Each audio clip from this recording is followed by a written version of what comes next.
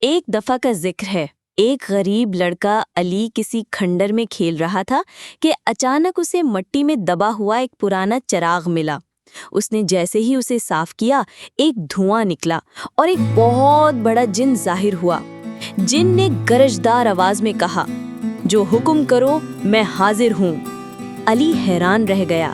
اس نے پہلا حکم دیا، مجھے بہت سا کھانا دو۔ کھانے کی دیگیں آ گئیں، پھر اس نے کپڑے، سونا اور محل مانگا۔